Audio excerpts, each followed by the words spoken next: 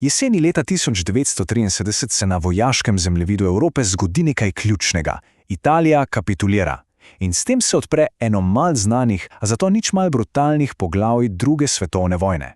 Gre za zgodbo, ki se odvila čisto blizu nas, na Jadranu, in govori o tem, kako so nacisti sredi Trsta postavili pravo tovarno terorja. Poglejmo tole časovnica. Hitrost je osupljiva. Italija razpade 8. septembra. 10.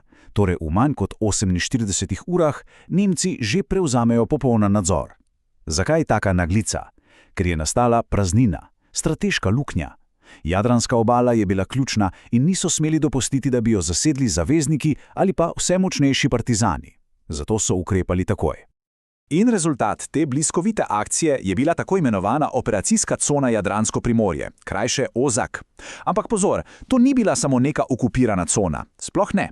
To je bilo ozemlje, ki so ga praktično odrezali od Italije in Slovenije ter ga priključili neposredno Tretjemu rajhu. Nobenega Mussolinija, nobenih posrednikov.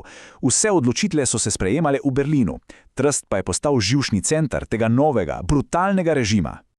Seveda, za vodenje tako pomembne in hkrati nemirne cone potrebuješ nekoga posebnega, nenavadnega generala, potrebuješ specialista, strokovnjaka za teror. In v Trst so poslali človeka, čigar ime je na Poljskem že pomenilo samo eno – smrt v industrijskem obsegu. In to je bil on. Odilo Globočnik. Kakšna ironija, kaj ne? Rojen v Trstu, zdaj pa se vrača v svoje rojstno mesto kot poosebljenje zla. Preden je prišel sem, je namreč vodil akcijo Reinhardt, eno najhujših operacij holokausta. Njegov prihod torej ni pomenil le okupacije, v Trst je prišel sam sistem za množično uničevanje. Globočnik pa seveda ni prišel sam. Za seboj je pripeljal svojo preizkušeno ekipo in celoten know-how, ki ga je izpilil v uničevalnih taboriščih na Poljskem. V bistvu je naredil copy-paste. Vzel je svoj smrtonosni sistem in ga preprosto prenesel na Jadran. 1.700.000. Ustavimo se za trenutek pri tej številki. Toliko ljudi so pobile njegove enote na Poljskem. Ta številka ne pove le zgodbe o žrtvah, pove zgodbo o srhljivi, skorajda tovarniški učinkovitosti ljudi, ki so se zdaj znašli v Trstu. In tukaj je podatek, ki vse postavi na glavo. Za umor skoraj 2 milijonov ljudi je na Poljskem potreboval le okoli 450 mož. V Trst pa je pripeljal jedro te ekipe, samo 92 najbolj izkušenih.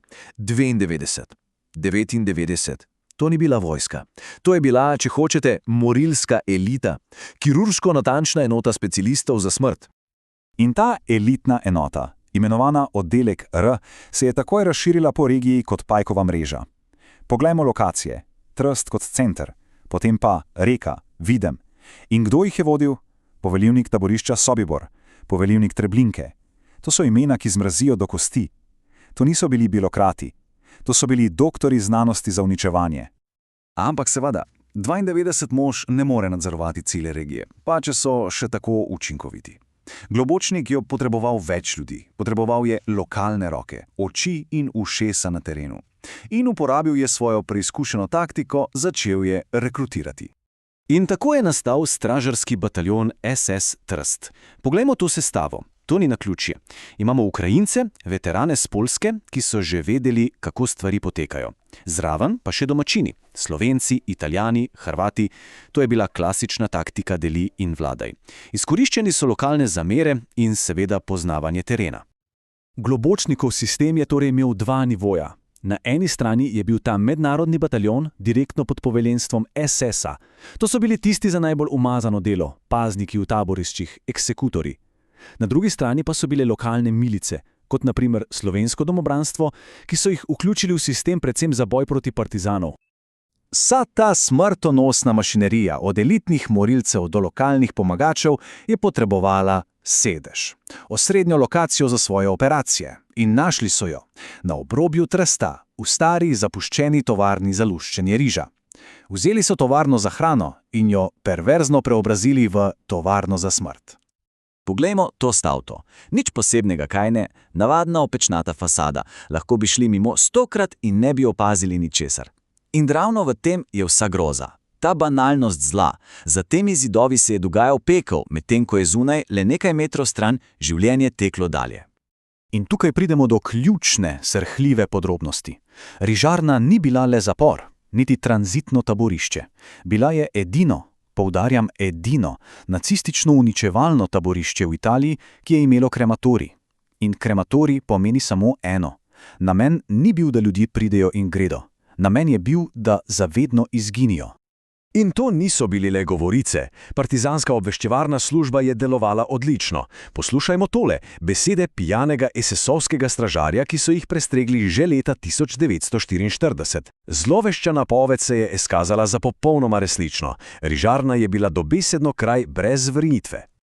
Vse je potekalo po ustaljenem, grozljivem postopku, kot na tekočem traku smrti. Najprej so te strpali v eno od tistih majcenih celic. Nato so iz tebe z brutalnim mučenjem poskušali izvleči vse, kar veš. In ko se postal neuporaben, usmrtitev. S kijem, strelom, plinom in na koncu peč, da ne bi ostalo nič. Niti truplo, niti spomin. Koliko ljudi je tam končalo svojo pot? Točne številke ne bomo nikoli izvedeli, ker so storilci skrbno brisali sledi, a zgodovinarji ocenjujejo, da je bilo za tistimi zidovi umorjenih med 3 in 5 tisoč ljudi. Večinoma partizanov, političnih nasprotnikov, talcev, Slovencev, Italijanov in Hrvatov. A ta zgodba nima samo temne strani. Kjer je takšen teror, se vedno pojavi tudi upor, in odporniško gibanje na tem območju je bilo izjemno močno, organizirano in odločeno, da udari nazaj. Partizani niso bili slepi. Daleč od tega. Njihovi obveščevalci so bili povsod in so natančno vedeli, kaj se dogaja. Imeli so ljudi znotraj sistema, zbirali so informacije in sestavljali mozaik groze, ki se je dogajala v rižarni kos za kosom. In niso samo opazovali. Udarili so nazaj. In to močno. Maja 1944 so v zasedi ubili samega poveljnika rižarne, Kristjana Wirtha. To je bil direkten udarec v srce sistema. Zmagovali so v bitkah, kot je bila tista za Razdrto. Odbijali so nemške ofenzive. To ni bilo le neko gverilsko praskanje. To je bila prava vojna. Konec aprila 1945. Vojna je praktično končana. Partizani so pred vrati Trsta in v rižarni popolna panika. Podgane zapuščajo ladjo. Njihov zadnji akt ni bil boj, ampak obupen poskus, da uničijo dokaze. Dinamit. Bum. Samo da bi zakrili, kaj so počeli. A niso bili dovolj hitri. Niso uspeli počistiti vsega. Ko so prvi partizani vstopili, je bil prizor, ki so ga našli, pekelski. Te besede Marija Slavca povedo vse, ne rabim dodati ničesa. Ujeli so jih dobesedno sredi dela, dim se je še valil iz ruševin. In storilci, kaj se je zgodilo z njimi? No, glavni arhitekt, Globočnik, je izbral lahko pot. Kapsula cianida, brez sojenja, brez odgovornosti. In mnogi drugi? Zgodba Josefa Oberhauserja je naravnost sramotna. Obsojen na dosmrtno ječo, a je mirno umrl doma, svoboden. Žalosten epilog. Zločini so bili neizmerni, kazen pa je prepogosto izostala. In vse to nas pusti z enim težkim vprašanjem.